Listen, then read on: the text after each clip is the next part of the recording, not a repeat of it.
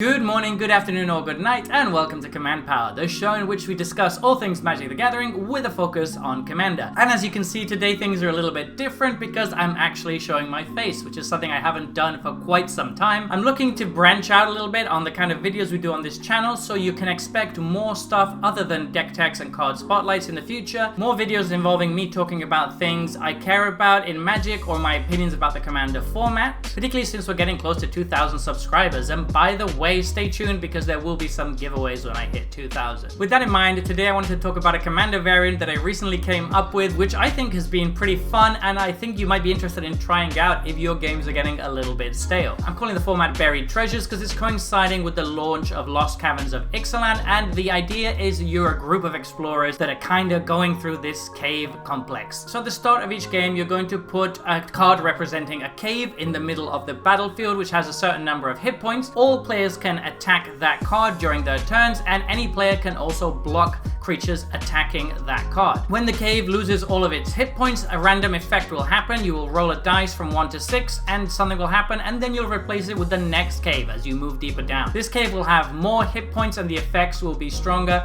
and then you'll do it a third time with the final cave. So hopefully this will incentivize more attacking and blocking, because of course sometimes it'll be in your interest to protect the cave if you think the effects might be negative to you, and sometimes it'll be in your interest to attack the cave in order to reap the benefits. Most of the effects on the caves are symmetrical, as you'll see in a moment, but that is the general idea of the format. I took a little bit of inspiration from card games that have PvE adventures to them, particularly online card games, and also from stuff like Battles. I will also link the full rule set if you want to download it and give it a try, as well as all the cards I've made for this. But without further ado, let's look over the caves and what kind of abilities you can expect for each of them. So the first cave is going to start off with Treasure Map. If you roll a 1, that means that each player is going to get to create a map token. This is a small effect, but it can kind of give you a small little advantage that can maybe help you go to the mid game. If you roll a 2, it's going to be Arrow to the Knee, which means that each player is going to lose 5 life. Pretty simple and straightforward.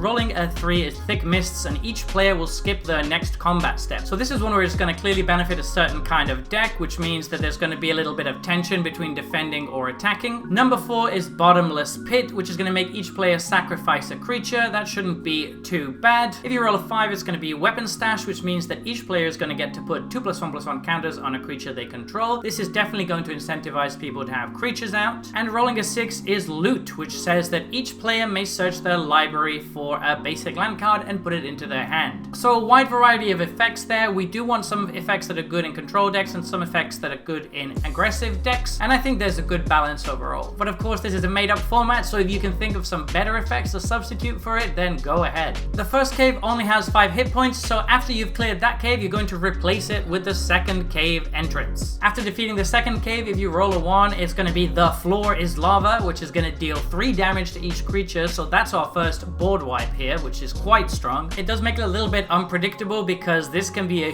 huge swing depending on the board state. Rolling a 2 gives you Fountain of Youth, which is each player gains 10 life. This is one of the milder effects. It can kind of buy slower decks a bit more time, but it shouldn't really be too disruptive. Number 3 is Squabble for Loot, which says that each player may goad a creature an opponent controls. Now this is a really interesting one because since each player is doing the goading, the creature that they choose can't attack them, which makes for a bit of interesting gameplay there. Rolling a 4 is It Had to Be Snakes, which is going to make you roll a d20 and create that many 1/1 snakes. Those snakes basically act like neutral creatures. They don't belong to any player and they just attack every turn. Whoever's turn it is, that's the person that's going to get attacked by them. And you can still block them as normal, and once they're dead, they're dead. They basically get to attack every single turn. Rolling a 5 is Toxic Fumes, which says that each player discards 2 cards. This can be really punishing if you're low on cards, so do be careful. If that's the case, you might want to defend this cave entrance. Rolling a 6 is Vortex of Power, which says that the next spell each player casts this game has Cascade. That can be a really swingy effect if you play something big and hit something good. As you know, I'm a big fan of Cascade, so so it's nice to have that bit of variance in here. And then we're going to replace the second cave with the third cave. And this is where the effects start to get really insane. So the first effect is going to be Crushed by a Boulder, which says that each player separates all permanents they control into 4 piles, exile 1 pile at random, and piles can be empty. So this is a huge swingy effect that can be really punishing if you get unlucky. It is a little bit random, but you can kind of make it so that you beat the odds, and you can really gamble by putting all of your stuff in 1 pile and hope you don't hit it. Rolling a 2 is going to be Bloodthirsty Rage, which is going to put a double strike counter on each creature in play. They must attack each turn if able. So again, this is an effect that can be really punishing if you're the one dealing the last damage to the cave and some opponents have a bunch of creatures in play, so do make sure you account for that possibility. Number 3 is Tome of Knowledge, which is each player draws a card for each permanent they control. This is an absolutely amazing effect. You are probably going to have to discard a bunch if you're the person doing this, so do keep that in mind, but if you've drawn that many cards in certain situations, you might be able to just win the game outright. Rolling a 4 gives you Bountiful Rewards, which says for the rest of the game, each player untaps all lands they control during their second main phase. This basically doubles everyone's mana till the end of the game, but they have to use it in 2 installments. It's a pretty fair effect, and I think it's one of the least swingy ones out of these 6. Number 5 is All Alone. Each player shuffles all but 1 non-land permanent they own into their library, then draws cards equal to the cards shuffled this way. Each player's life total becomes 5, and until the end of next turn, players have no maximum hand size. So I was kind of inspired by something like Highlander when I thought about this effect. I wanted there to just be 1 creature on each side of the table and everybody's life total to be really low, so that you could basically kind of finish the game, and everybody's going to have a full hand of resources, so it should make for some super crazy gameplay. Number 6 is The Awakened One, which says Summon the Awakened One, a 20/20 colorless horror creature token with Annihilator 2, indestructible, hexproof, and this card can't leave the battlefield. It attacks the active player each turn. So just like the snakes earlier, this is a neutral creature. It's going to attack each player during that player's turn, and seeing as it's hexproof, indestructible, and it has the text "it can't leave the battlefield," it's basically going to be there to stay. So you better have some stuff to sacrifice to the Annihilator 2, or the game is going to be over for you very quickly.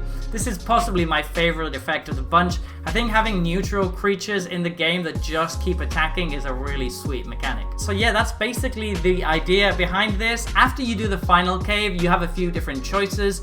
You could just stop at that, since most of the effects are pretty game ending anyway, or you could restart by spawning the first cave again, or you could even respawn the third cave again to see if you can get another crazy effect. In any case, I will link to a file where you can download all of these cards if you want to print them and try them out. I've made a token for the Awakened One, and the snakes you can just find by yourself. Really, they're just regular magic snakes after all. In any case, I hope you'll give it a try, and if you do, please let me know what you think. I've come up with different kind of alternative formats before, but this is the first time I've put one down in paper, and I'm actually working on another one at the moment, which is going to be a campaign setting for Commander. So do let me know if you enjoy this, and I'll definitely make a video on that too. In any case, I look forward to hearing your thoughts. Let me know what you think in the comment section below. I read all comments and respond to all of them too. And until next time, take care.